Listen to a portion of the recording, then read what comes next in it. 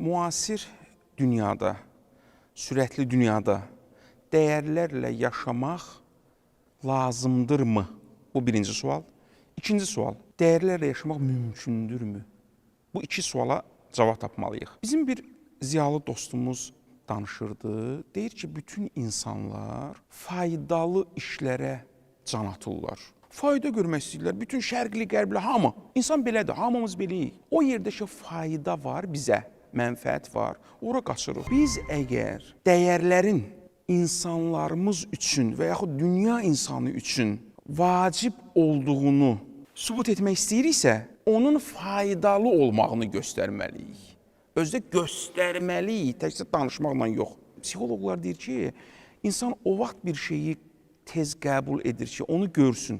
Əyanı olaraq problemi görsün, faydanı görsün, mənfəəti görsün. Necə? Dəyərlər nədir ümumiyyətlə? Ki biz ona tabi olaq, onunla yaşayaq. O bizə faydalıdır. Michael Sandel var, Harvard'ın professoru, müasir siyasi filosoflardan biridir. Bunlar bir cəryan yaradıblar. Komünitarianizm. Komünitarianizm, bunlar deyir ki, müasir dünyada dəyərlər vacibdir, lazımdır. Burada 1000 dənə sual var. Yaxşı. Dəyərlər bizə lazımdırmı həyatımızda? Bəli, lazımdır. Vacibdir. Bunu kim deyir? Mən deyirəm, xeyr.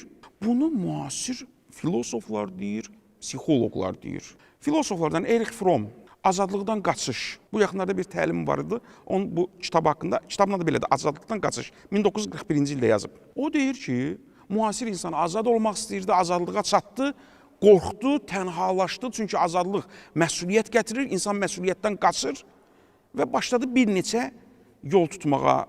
O yollardan biri cinayətdir. İnsan cinayət edir ki, o özünü, gücünü göstərsin. Bir tərəfdən güclü olmaq istəyir, bir tərəfdən məsuliyyət altına girmək istəmir.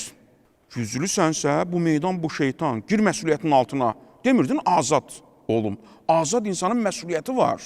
Yox, məsuliyyətin də altına girmək istəmir. Nə yardan doyur, nə əldən qoyur. İndi qalıb bu ortada. Bunu misal çəkdim ona görə ki, müasir dünyada da filosoflardan bu mövzuya müraciət edənlər var ki, dəyərlər əldən getdi. Dəyəri olmayan insan qonşusu acından ölə ona 1 manat əl tutmaz. Dəyəri olan insan isə gedir canını qurban verir millət üçün, vətən üçün. O da insandır, bu da insandır. İkisi də bir ölkədə, bir şəhərdə, bir məhəllədə doğulublar hətta. Hətta qonşudular. Dəyəri olmayan insan maşın saxlamaq üstündə kimlənsə dava salır. Dəyəri olan insan isə o maşından 100 dəfə çox qiyməti olan varını, dövlətini insanlar üçün, vətən üçün, millət üçün xərcləyir. Dəyərlər nağıl deyil, əzizim. Dəyərlər ciddi fakt.